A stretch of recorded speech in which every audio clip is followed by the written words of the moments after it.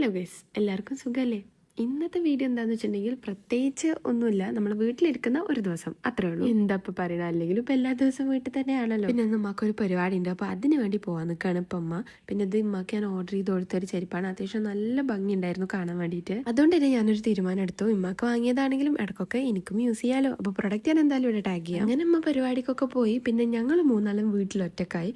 പിന്നെ പുറത്ത് നല്ല കാലാവസ്ഥയായിരുന്നു, നല്ല കാറ്റ്, മഴയൊന്നും പെയ്യുന്നില്ല, പക്ഷെ നല്ല കാറ്റുണ്ടായിരുന്നു. സുമിതാത്ത അയൻ ബേബിക്ക് ഫുഡ് കൊടുക്കുകയാണ്. ഓനക്ക് ഫുഡ് കൊടുക്കുക എന്ന് പറയുന്നത് വലിയൊരു ടാസ്ക്കാണ്. അപ്പോൾ ഇങ്ങനെ പുറത്തൊക്കെ കൊണ്ടേ കാണിച്ചിട്ടൊക്കെ ഫുഡ് കൊടുത്തുകൊണ്ടിരിക്കുകയാണ്. കൂടെ ഞങ്ങൾ രണ്ടാളും പോയിന്ന് മാത്രം.